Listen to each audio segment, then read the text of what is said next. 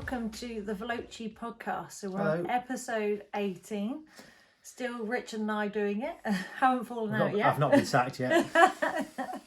So as always, let's start with what have we been doing this week. So we've been away, haven't we? We've been away. We've been at Silverstone most of this week, haven't we? Coaching various people.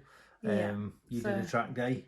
I did. So I was on a track day with a client of mine in a GT3 RS Visac pack. So beautiful yellow and carbon black GT3 RS. It's very low mileage, so he's had to do a few little he did a little road trip to Goodwood and a few little road day tours just to get some miles on, because it had something silly like 50 miles on it when he purchased it. So the car is basically brand new. As it just come out of the factory. Done nothing.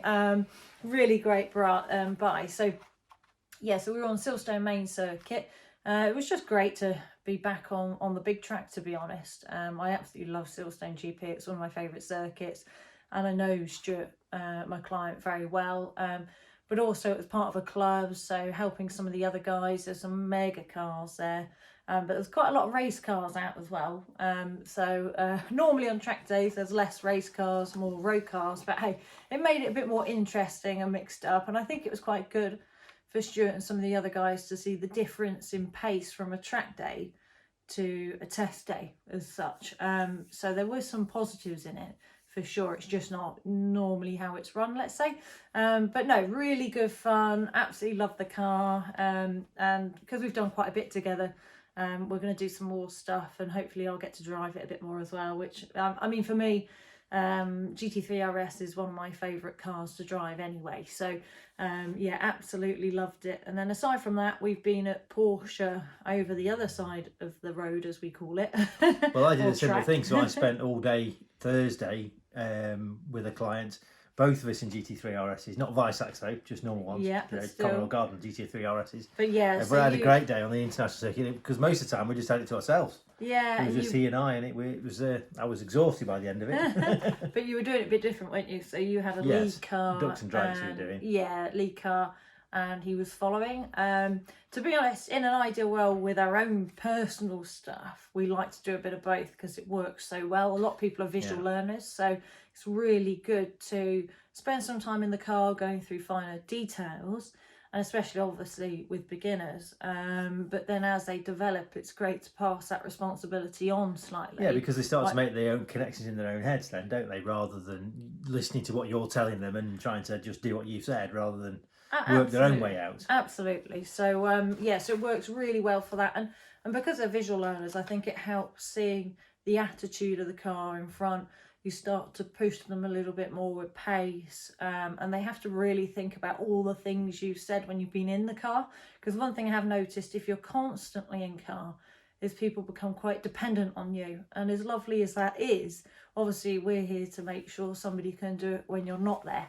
That's the whole part of teaching, right? So it's been interesting doing both, and it's really taught us a lot for our own stuff. That really a priority with a lot of our events is when the opportunity allows is to do both together. Do both, yeah. We've got some ideas, haven't we, that we're not going to let out. Yeah, but we've got some ideas about how to do it. Events coming up, let's say, coaching events, which will be a mix and hopefully a bit different to what some other people are doing. So so watch this space, let's say. Moving on then. Road cars, first of all. Yeah, so what's the news? Well, a couple of things really. I mean, some of it new, some of it been around for a bit, but really quite interested in what they're doing. So in terms of new, if somebody said to me, if you can have any Porsche and you can only have one, it would be a GT3 Touring. Yeah. And the new one's out now. Yeah, absolutely. So what a new one now, please. I have to say, I'm not. Hey, I love the Touring. I certainly wouldn't say no to one, but for me, I'd go the whole hog with the wing and everything and roll cage and I'm sure people probably think, oh, what a twat. But I absolutely love. I don't think they would have they saw you in it. They would have they saw me in it. I just love the whole. That's how that rolls. I don't know about that, but I absolutely love the whole hog. Let's say for a GT car. But that said, the new Touring looks mega, doesn't it? Yeah. I mean, the previous one you could only get manual, couldn't you? But this one you can get PDK. Yeah, so you've got the option basically. Yeah, but for me, that car would be purely for back driving pleasure, so I'd have a manual one. Yeah, absolutely. Absolutely, because we've probably mentioned this before, and I think you're in the same boat as me with this, but if I had it as let's say I purchased one as a track car only, I probably would have PDK, paddle shift, and do it that way. But as a road car, let's say for road tours and just general daily pleasure, I'd have a manual so I could heel and tow and have that extra involvement with the car. I mean, yesterday driving the RS, you wouldn't want that to be manual. Yeah. It would have been a different day in a manual car. Yeah, and as much as obviously we've both raced manual cars, and as lovely as that is, I think once you get used to paddle shift on track, that is, it unlocks things that a manual can't. I think on a track. Yeah, and I think obviously you're focusing more on left foot braking, aren't you, and other techniques rather than heel and tow, and it almost allows you to focus on other elements of your driving even more so, just trying to get everything as perfect as possible, let's say. But yeah, tell us a bit more about the Touring. So essentially it's the normal GT3. So same engine, same chassis, same suspension setup, so it's not any softer or anything like that. It doesn't have the big wing, so it has the same lift up rear lid, automatic lift up as a standard 911, just with a different, it's got its unique cover if you like. Yeah, but it's got the lift up thing. And the front end, I think it's the GT3 front end, just it's all colour, the same body as them. It's not, but on GT3 it's all different plastics and... Yeah, so normally it's all a bit subtler. On a GT3 at the front, as I'm sure I'm teaching people to suck eggs here, but normally there's a lot of black extra trim where it's broken up, big kind of lip at the front, obviously big spoiler, that kind of thing. So the Touring, they've decided to kind of make it a bit more subtle on the nose, and at the rear, the lift up wing at the rear that they have on normal 911. So you've probably seen it, whether it's on track or road, when people accelerate, suddenly it lifts. That actually looks quite different, doesn't it? It does, yeah. So it's got a lot of mesh on it, and so it's different to the current 911, isn't it? Which has the kind of aluminium strakes on it. Yeah. So it's a unique sort of engine cover for the Touring. Yeah. And it looks $1 million, and you can go on and like I always do, go onto Porsche UK's configurator and play around. Have a play around with it, yeah. Yeah, but away from that, still same engine. So what's it? 503? 500, just over 500, isn't it? Yeah, basically. Horsepower. Revs to 9.5. Same chassis. All of that underneath is still the same. It just depends whether you want something that is a bit show-offy or something a bit more subtle, let's say. So it's great that that's out. Obviously they normally release it, don't they, each time, but they have made, I think, a few more subtle changes this time round, which is nice to see, that they're making that change. Well, I mean, they tried the concept with the 911R, didn't they? Yeah, which is a fabulous car. And then the Touring came out, which was the kind of was essentially the same thing. Yeah. And then obviously they've now going to continue building the Tourings. Yeah, it's a bit funny. 911Ts as they used to be back in the day, I think. 911R was a funny one, wasn't it? Because it went massively up in value very quickly. Everybody wanted one because they thought that was the last of like a GT car that was going to be a manual. Yeah. And then of course people pay way over list. Yeah. And then all of a sudden they was like, oh no, we're going to do this Touring now actually. And that's going to be manual too, and a GT car. So I dread to think where some people lost a little bit of money on that. Because normally don't lose money on Porsches, do you? But they're both still very strong. And a Touring or an R is still a lot more money than an RS or a normal GT3. Yeah, and I suppose the R was pretty limited, wasn't it? Yeah, it was a lovely thing. And it had a bubble roof, which the Touring didn't. Yeah. There were differences. Yeah, for sure. So, but anyway, moving on from that, so not exactly mundane, though the car itself is fairly mundane, which is the Toyota Mirai, which you will probably never have seen one because they've only ever sold something like 12. Yeah, so they've hardly sold any. Last year they sold 12 in the UK, and this year they're aiming to sell 15. So it's a very kind of limited thing, isn't it? But I don't think that's the point of it. I think the point of it is to prove the technology. Absolutely. And what it is, it's purely hydrogen fueled. Yeah. So you stick your fire, like you're filling a cigarette lighter up. you fill your car with hydrogen, and then that powers an electric motor, is my understanding. Absolutely. So it goes back to that talk of obviously EV electric vehicles. Most manufacturers now, even Lamborghini and others, are now investing. I think they've announced 2023 or is it 2025? I can't remember now. But a full EV car. you know, Porsche invested a huge amount into electric vehicle technology, but also Porsche are looking at fully, as we mentioned before, a fully synthetic fuel, which we believe they'll be working with Formula One with, and which could then mean it would be greener than electric and give us options. And I think it doesn't mean EV's going to be then done and dusted and gone. I think it will just give us more options for different environments. So let's say in cities and towns, the EV works great, doesn't it, in many respects, because you can have buses, taxis, all that kind of thing. The air's obviously very green, that kind of thing. But away from that, where it is a little bit more difficult for people, especially when it comes to range with electric vehicles and how long it takes to charge and how you make the whole process from start to end very green, that I think they're still looking at alternative options. So Porsche with this fully synthetic fuel, which also is linked to hydrogen. And then, of course, we've got Toyota doing this fully hydrogen. Yeah, and also Toyota still build electric vehicles, and they're big into hybrids. Yeah.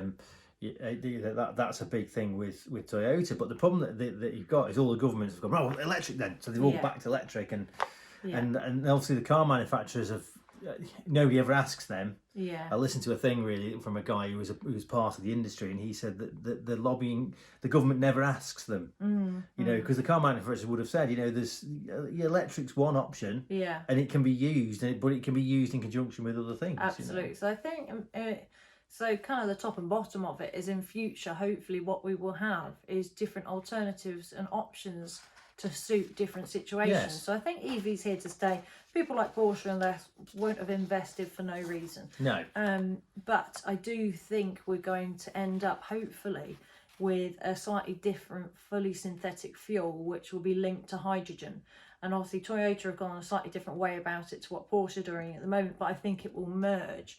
And it hopefully will mean eventually we can use our combustion engines, utilise what we've got to a point, and have these, exotic cars that sound fabulous, but have no guilt attached to that of what you're, well, I say no guilt to that attached to the planet. Of course, building anything new, there's always going to be, things that we could do better. But I like that they are looking at lots of different ways of improving the situation. So, so with Toyota, it's quite interesting, isn't it, that they're not really out there to try and make this their main car, but they're obviously testing this technology and putting it out into the market. There isn't very many hydrogen fuel stations. There's not much infrastructure now, and that's why they're not selling them, really. Yeah. I mean, there's a similar problem with electric, but I guess that's changing slowly. Yeah, that's getting somebody a lot was telling better. Me the other day that a friend of theirs has got an electric car, and it has a range of 150 miles, wherever it is, because he puts his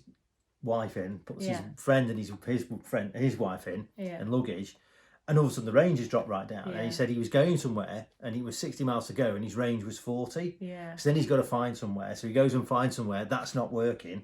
Now he's having a full-scale panic about how he gets.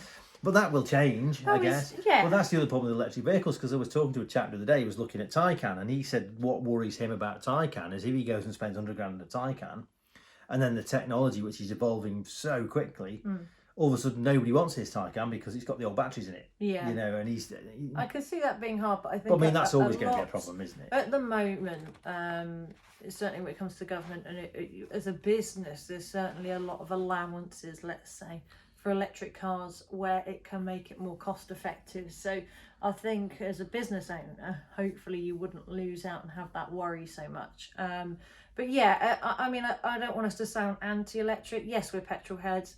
I'm not going to lie, for me personally, I'm always going to lean towards something with character and excitement and flair. And I'm not saying you can't get that from an electric car, but the only one I've driven so far, and I've not driven them all, that gets closer to that is the Taycan.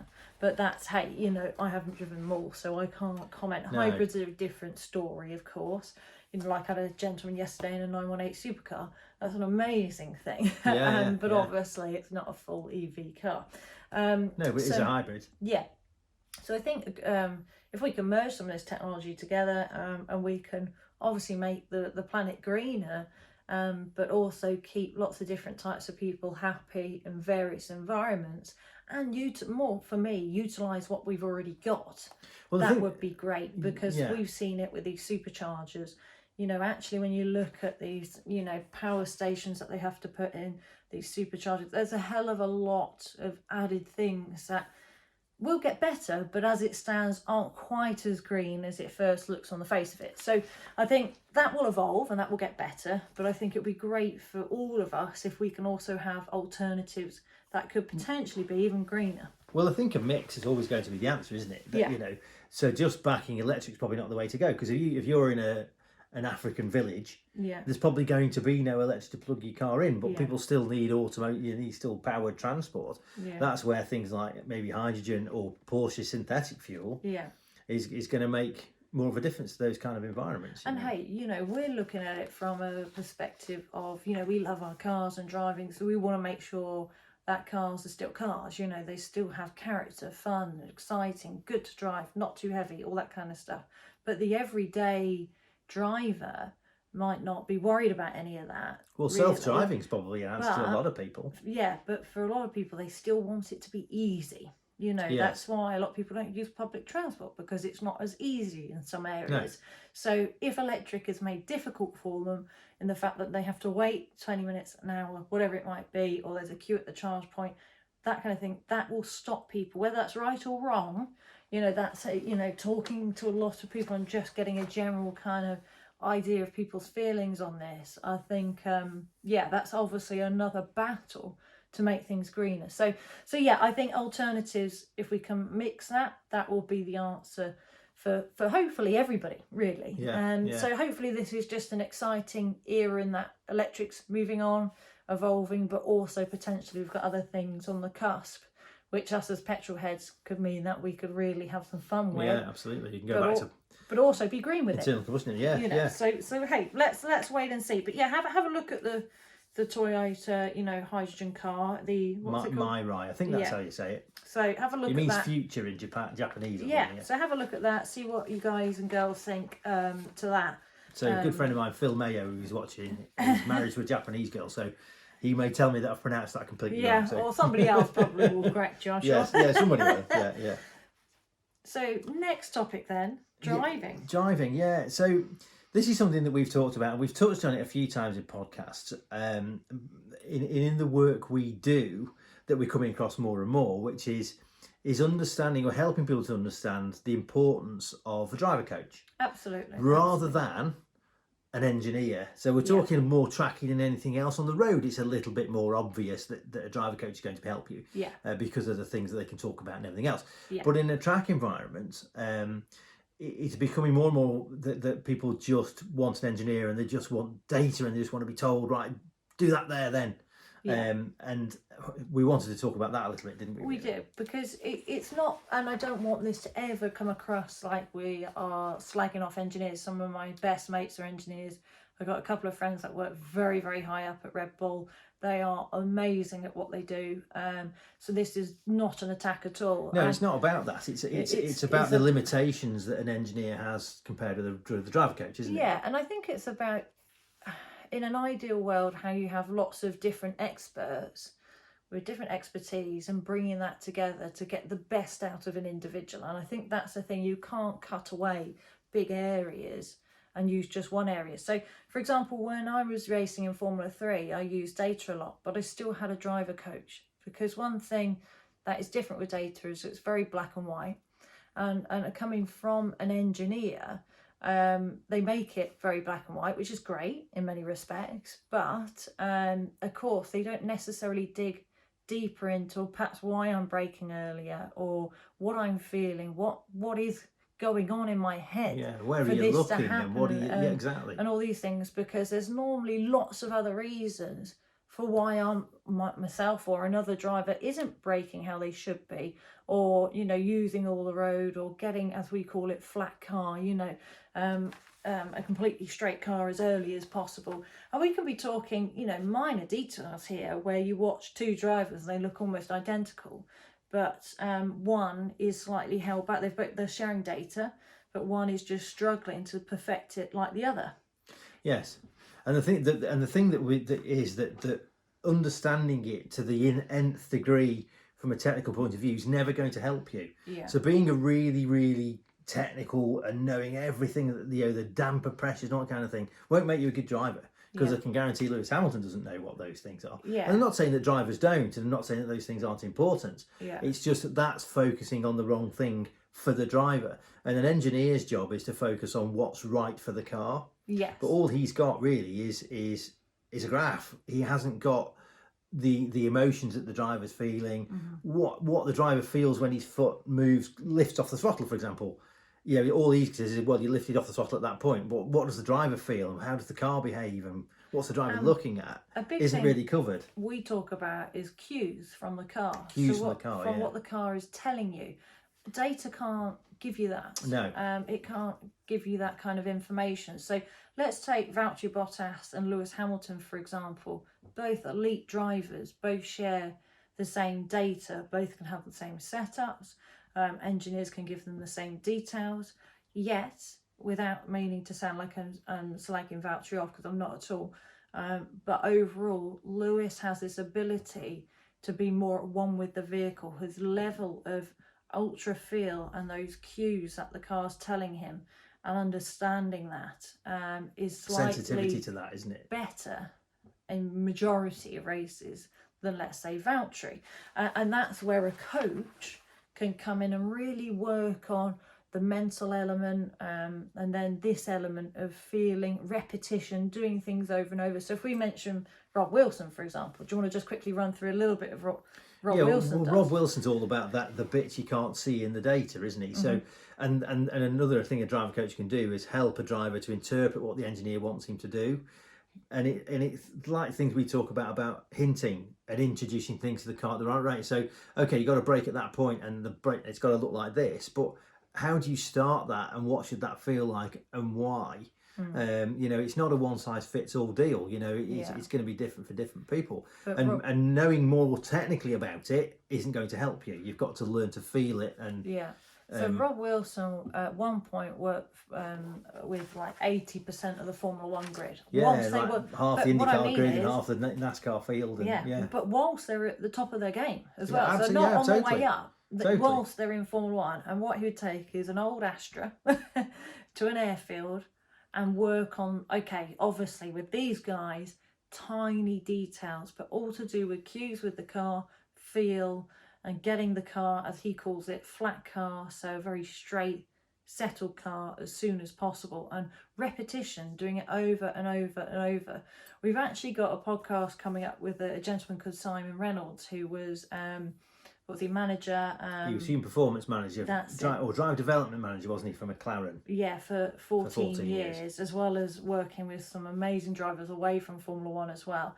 And what did he say? How many times you have to do something? So there was a technical term for it, which escapes me now, but I wrote it down, where he said to learn something properly, you have to do it between 300 and 500 times. Yeah. But to unlearn it, you have to do it between 3,000 and 5,000 times. Absolutely. Because that's how your brain works, it ingrains things. Yeah. So to be able to isolate one technique completely in terms of cue and feel, you can't do that in a racing car, and you can't do it from data. Yeah, absolutely. Well, I suppose you could do it in a racing car. Yeah, you'd have to do a lot of laps, which is what they used to do in the old days. Yeah. But there's an expense attached to that. That's the problem. Yeah, absolutely. But it's kind of merging everything together. So I love data, and I use it a lot with junior drivers. It was used on me a lot. It really, really helps hugely. But what I think we're trying to really say here is that's one element of the teaching technique. And we need to bring in these other elements, which always used to happen, because of course there wasn't always data as well, which always used to happen. And it's gradually got to a point you can see culturally coming out of karts into some of these junior teams where, of course, the juniors, they're not aware, but think, well, all I need is the data, right? That tells me when to brake, turn, accelerate. That's all I need, right? But then if that was just the case, why are they not all doing exactly the same? Completely. Because so that's down to the feel and the sensitivity and the cues. And the mental abilities of what you're feeling, your emotions, what's going through your head, how you deal with the pressure, how confident you are. all of that side of it that you really have to delve into and dig deep. So in an ideal world, they'd know everything, and they'd know the engineering as well, because of course it's important to be able to talk to the engineer and be able to understand. Yeah, but you don't need to be able to do the engineer's job. No, absolutely. He can't do yours. So. Absolutely. So really what we are doing now is we're bringing in some experts, and we're building an academy which will bring in each area. So taking young people straight out of karting, and they've got an expert in each area. They will spend a lot of time with all of us to get them the most rounded and complete as they can up through the ranks. So by the time they get to the professional top sport, whether that's Formula One, IndyCar, GTs, whatever it might be, is they're absolutely prepared and ready for it in every single way. So if you look at Red Bull, they have an academy, and I don't want to slag off Red Bull, I like Red Bull, but the academy has quite big chunks missing. And you've sort of seen it a little bit where they get to Formula One and mentally they're not prepared. They might physically be prepared, but mentally they're not very prepared. There's bits missing that they get to the top team and seem to fall apart a little bit. And it's mad because Red Bull invest all this money into these junior drivers, yet a lot of them they then throw away. And they might be spectacular drivers, but they need, like you said, not one size fits all. No. They need to have some these people experts. need an arm around them, don't they? And other people need a kick. Absolutely, and they need to have the right experts around them that can read that and adjust it to suit each individual. So it's something that we find fascinating. And obviously you can do that with, doesn't have to be somebody coming out of karting. It could be a gentleman driver that wants to, go and do Le Mans or whatever they want to go and race the Porsche Club, whatever it is, or lady. Or lady. Yeah, absolutely. It doesn't matter really who you are, what age you are, or what experience you are. You kind of prove that. We're talking about Rob Wilson and Formula One drivers. It doesn't matter, but you never stop learning. And one thing I think is so important is that, we know we don't know it all, and we are putting together, working with other experts to make sure we can offer the best to everybody that we work with, that they have the best in the industry in each area, or some of the best in the industry in each area, to really help them on their way. So by the time they get to the top, hopefully, they are really ready and prepared for it. And it's just conditioned. That's just what they do. That's what they know in every single way. So it's absolutely fascinating, though. And I love the psychology of it as well as the technical elements and stuff. So, so that's why we were talking about that, which I appreciate. Doesn't really help people away from motorsport, this sort of talking about the driving this week. But what we will do next week is do more of a driver focused driving technique. Yeah, absolutely. Yeah, absolutely.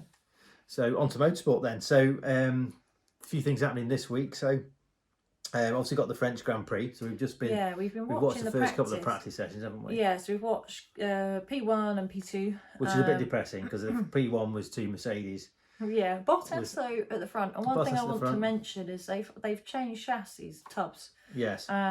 Which I thought was all a bit odd. But they've changed tubs. So far, Bottas seems happier and Lewis seems less happy. Yeah. I mean, they're not saying a lot in the media, of course, because, well, firstly, I suppose they probably aren't allowed to. And secondly, certainly for Lewis, the last thing he wants is, oh yeah, this chassis isn't as good as the one I was in before. No, which he hasn't really said, has he? No, and hey, we don't know for sure on that. No. This is just general kind of build up at the moment and looking into it, but there seems to have been a lot of focus on them changing tubs, chassis, and seeing a difference in the two cars. But apparently within the data, they can't see any differences, but the drivers are saying there are differences. So it'd be really interesting to see how that pans out. So for sure. So obviously Bottas was cricket in session 1, Verstappen was cricket in session 2, wasn't he? Yeah, and Verstappen, Perez was running completely different. He was in a different engine mode, different tyres most of the time. So he was over a second off, but I think he was practicing probably more race setup, long distance, because that's where Perez is at his best, isn't it? Is in the races for sure. So you can never fully tell, but I got the impression Mercedes. Well, I got the impression from Toto Wolff he wasn't very happy. For some reason, he was quite short with his answers, wasn't he? In the interview, which he never normally is. So whether they are worried about Red Bull. I don't know. Also, we should mention the Alpines. They both were going well. Really, really well. So people may have known that Ocon has had his contract extended till 2024. Yeah, it seems to have worked. It's done the job, whatever. So. Well, hey, to be fair to him, you've got Alonso, who's a phenomenal driver, and people class him as one of the best of all time. I appreciate he's older now and he's just come back, but he's still certainly. It's not like he's lost his ability at all. And in the last race, obviously Alonso was stronger, but Ocon has done a great job. To be fair, in P2, I think Alonso just picked Ocon, didn't he? I think he did. But obviously not by much. So it makes you think impressing. Yes. So further down the queue, people like Guanyu Zhou in Formula 2, he obviously was hoping that Ocon wouldn't re-sign because we're getting that problem again now, where you've got some F2 drivers, Renault drivers, or Alpine drivers. Yeah. And where are they going to go now? Well, I think that's always the problem with Formula 1, and actually something that we did an interview with Perry McCarthy, and I'd never thought about it like this. So I, without sounding like I'm name dropping by the way, but I took out Martin Whitmarsh, who basically used to be the boss after Ron Dennis of McLaren, and he said he believed in Formula 2 and junior categories you should have 1 to 2 years max, and that's it. You're not allowed to do any more. And I kind of agreed with that, thinking because if you can't win it in year 2, you're probably not F1 material. I'm not saying you're not a good driver, because I think any F2 driver is a bloody good driver, but that level, we're looking for the best for Formula 1. But then actually Perry McCarthy rightly said when we were talking about it, the difficulty is if there's no room to move up and progress, what do you do? Well, the problem with that is, though, for the other side of that is, what if you win it and you can't move up? You can't do it again, can you? Well, I suppose you can, but you run this risk. You run the risk of getting beaten then, though, don't you? Yeah, absolutely. And that's the problem. If you've been in it 2 years and you've been a front runner, I don't know. I don't think there's an answer to that, really. But hey, one positive out of that, though, is the whole GT kind of prototype stuff, WEC, IMSA, all that kind of stuff is going into a really exciting new era with big manufacturers, Porsche, Ferrari, and so on, going into that. So hopefully that will mean for some drivers, if they can't, there's this bottleneck and they can't get to F1, but they have the ability to, that there is an opportunity to go into, a brilliant prototype, for example. And you never know, because of course if it's with Ferrari, whether they would then pull them back across. I think that is starting to happen a bit more. We're even seeing it with IndyCar, where there's talks of IndyCar drivers going to Formula 1 and things like that. So it's sort of merging. Yeah, but it's a start, isn't it? Well, that's the thing, is that if more F1 drivers go across to IndyCar, see what that's all about, the more that happens, the more likely it is that somebody's going to go back the other way. Absolutely. And there's people, and I've always said this, and whether people agree with me or not, is their thought. But I totally believe that some of the drivers in IndyCar are as good as anybody in the world. Scott Dixon is as good as Lewis Hamilton. Oh yeah, absolutely. Without any shadow. You don't become a 6-time IndyCar champion if you're not an elite. I think it's harder, performer, but in a different way. So when I say it's harder, yes, it's easy to win. It's harder to do it consistently. Yeah, because I think that your problem is the grid is much closer. Whereas sometimes in Formula 1 it can be down to timing. If you happen to get in the right car at the right time, or you make that right choice and decision, and it all works out, you can have sometimes a bit of an advantage over quite a few of the drivers on the grid. Not all of them, but quite a few. So in some respects, then there are less competitors to beat. Whereas in IndyCar, you don't really see that, do you? It's like anybody on the field could win that race. Yes. So like, but and you have to be good. You can't be a tugger. No, not at all. And the thing is, jumping ahead a little bit, obviously there was 2 races at IndyCar, and Ericsson won the first one. Yeah. And Ericsson didn't really do it in F1, but he doesn't mean he's useless. I mean, he was a GP2 champion. He was Formula BMW champion, so he's a good driver. Yeah. He's a professional racing driver. He's just not Fernando Alonso. That's all. So of course you go to IndyCar, and he's not a consistent front runner in IndyCar. Yeah. But he had a good weekend at Detroit. Yeah. There was the guy who was supposed to have won it kind of got a bit stitched up because it got red flagged, didn't it? Yeah. So Power ended up, his ECU overheated and the car wouldn't start and the driver overheated because he exploded as well. But Ericsson's still got to drive it round. I mean, they're hard. I never agree with people when they say like a little bit like Nico Rosberg. Well, he only won that championship because Lewis broke down in 2 races. That's motorsport's nonsense. motorsport. Yes. Like you can never say that because there's always good weekends and bad weekends for all drivers, really. So normally it will balance itself out. I mean, how much bad luck has Valtteri had over the years? So you could argue, well, is that why Lewis has had so many championships? Probably not, but you could argue that. So so going on obviously to IndyCar, as you were saying. Yeah. So just talk a bit more about that. So 2 races at Detroit, which is on Belle Isle, which is a street circuit in effect. So typical American street circuit, 0 runoff, which came back to bite Felix Rosenqvist, didn't he? Because nobody really has explained why, but throttle stuck open on the car and it drilled itself into the wall at a horrific speed, and it stopped from over 100 miles an hour in 5 feet apparently. Yeah, it was quite scary to watch actually on board because I complain about how much runoff there is in Formula 1 and how ridiculous it's got with track limits, and then you suddenly see something like this, the other side of it, yeah. And then you start thinking, okay, yeah, it's, and unfortunately he will be out for the next round, when she's when I say out of the seat for the next round. Because he actually didn't seriously hurt himself. I mean, they have a thing in IndyCar apparently that if you're all right, you open your visor, and he did that pretty much straight away. Okay. So he was probably winded, couldn't breathe, but he thought, right, I'm not, and so he opened his visor. But he's obviously got lots of bruising and everything will have been shaken about and stuff. And I guess things like, they don't know, do they, but internal organs and all that stuff, being conservative with things. So on that note, who's replacing him? Kevin Magnussen. So Kevin Magnussen, he's never driven an IndyCar. Is going to hop in, which is really exciting and great for Grosjean, because of course they were teammates, weren't they? Yeah. In Formula 1, Grosjean's come to IndyCar, absolutely loving it. Has had a great start actually. I mean, sometimes I read things, on Twitter. Well, how hard could IndyCar be if Grosjean could come in and be that quick straight away? Well, actually, that's just not true, is it? Because he's a world-class racing driver. That's why. People forget and probably don't watch enough of them coming up through the ranks to see how good these drivers are.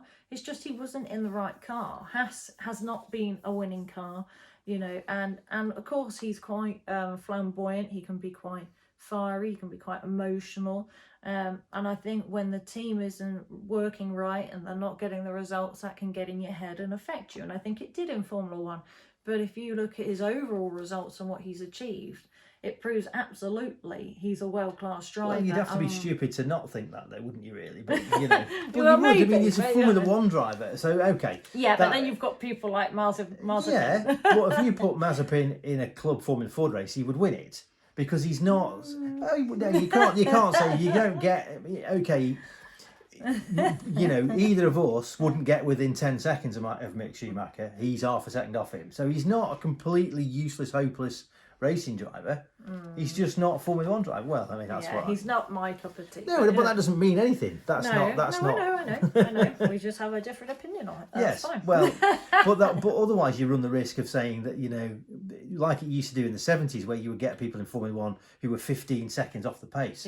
Yeah. That he's had to get a super license. You've got to have got the right amount of points to get a super license. But for me personally, I just think it's because his dad is obviously a but that's not the point. And he's done so much of it, and he wasn't half a second off Mick Schumacher initially. He was over 2 seconds off of him in the same car. No, which is monstrous in Formula 1. But that's not the point. But as you can see, we're having a debate now. Because I know somebody who won the Boss Championship.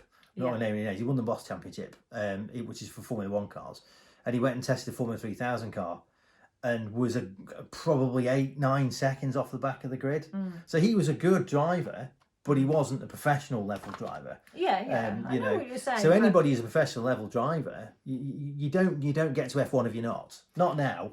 Yeah, I know exactly what you're saying. I just think, I think it's because he's just had a lot of experience. It is, yeah. But, Anyway, so let's go back. So obviously we've got Magnussen coming in. That's going to be really exciting to see. Of course, he's done Formula 1. He's then gone over to GTs, and in the prototype he's been absolutely on fire straight away in that, hasn't he? Done really, really well. Well, he won the IMSA race, didn't he? He did. You know, he's been spectacular, and probably thought, gosh, why didn't I do this sooner? I'm back to winning races, and this car is just as quick and, you know, just as fun to drive in many respects. So yeah, it'd be lovely to see him, and I saw some really nice stuff with him and Grosjean having a good old catch up, because they were obviously actually quite close and, you know, reunited in this series. So it'll be really nice to see. One sad thing is Grosjean unfortunately ended up on fire again, didn't he? He did, yeah. He had bad, to go and put it out himself this time, though. Yeah, it wasn't. His brakes, I think, caught fire, didn't they? Yeah, it wasn't like it, obviously, his previous experience, but yeah, just a bit unfortunate. But anyway, so who won race 2? Well, that's so in race 2, it was dominated by Joseph Newgarden. He led pretty much all the way. Was getting chased quite hard by Colton Herta. Yeah. Grosjean had his fire, so they stopped it with 6 laps to go, because they don't like to finish under yellows if they can help it, which is what stitched up Will Power. Yeah. So they started again, and Pato O'Ward was 6th at that point, and he's driving for McLaren. And McLaren have set their car up so it fires the tyres up quickly. And he went from 6th to the lead in about 3 laps. Really? Yeah. And then won by about 7 or 8 seconds in the end. So, but Zach Brown said to him, if he wins an IndyCar race, he will put him in a test for one of the F1 tests. Yeah. The first test, he's won 2 now. So he's what leading will the happen? championship. I was going to say, what happens if he wins a championship? Yeah, Will he get to do a season? Daniel Ricciardo needs to have a read of his contract. Mind you, Ricciardo actually was only about 2/10 off Norris, actually. Sorry, I'm jumping back to Formula 1 there, but hey, yeah. So it'd be really interesting to see, won't it? So we've got to watch the French Grand Prix this weekend. French Grand Prix. We'll obviously discuss that in a bit more detail next week, won't we? And then it's IndyCar from Road America, which is like America's Spa. Yeah, and is that this weekend? That's this weekend as well. So we've got that to watch as well, and then we're going to talk a bit more, road cars. We were trying to pick, because there's quite a few things that are coming out now that's quite exciting and exotic, so we're going to spread that out and talk about that. We've actually got some filming things coming up as well with some exotic cars, so watch this space on YouTube, because it'd be really nice to show you guys and girls some very, very special, some new, some old, but beautiful, rare cars, let's say. So it'll be really great to share that with you. Cool. But yes, on to the interactive So section. an interactive one. So this is one of your questions. So of all the cars your parents owned while you were growing up, which one would you buy and why? So that's to obviously everybody. And thanks for everybody that sent, quite a few people actually direct messaged me last time. So thank you for everybody getting involved. So obviously that's to guys and girls back at home. For me, problem is I feel like I'm going to keep saying the same thing all the time. So I've got to think of something different, because the first thing that comes into my head is my dad's replica AC Cobra. But, I'm going to not use that this time, because firstly it's a replica, not a real one. Yeah. So my dad used to love to restore cars, actually. So he had like lots of VW Beetles, he had mini Metros, he had one of those really quick Metro things as well. You know, the one with the big arches and MG Metro. Yeah. MG Metro. Or a 6R4. It wasn't one of those. Until there was a bit of a road rage incident and somebody smashed every panel in, I think, with a baseball bat. So that had a sad end. And he had some really old Jags. So I would probably go for, because I used to love it as a kid, the MG Metro, because it was small, it was really chunky, really aggressive, and obviously we're going back a long way here, but for me as a kid it looked just what I would imagine a real little hot hatch sporty car to look like, like something in a rally stage or something like that. So for me it would probably be that, if it wasn't the Cobra, of course, which is what I always seem to manage to mention in every podcast. But what about yourself? Well, I suppose, so my dad had I was very, very young, but he had a bright canary yellow Dolomite Sprint. Yeah. So that, or the one that and it's nothing like as exciting, and it's probably a bit mundane in some ways, was his Cavalier. He had a Cavalier SRI, one of the early ones, 1982, whatever, 83, something like that. And that's the car I remember, and that was one I loved it when I was a kid. So one of those, which are probably a bit rubbish and a bit, I'm suddenly getting deja vu though. Have we actually had this interactive question? No, we haven't. Before? We have had questions similar. Yeah, so it just this seems like the same conversation. And if we have, we apologise. Yeah, so hang on a minute. Have I managed to say the same thing I have before?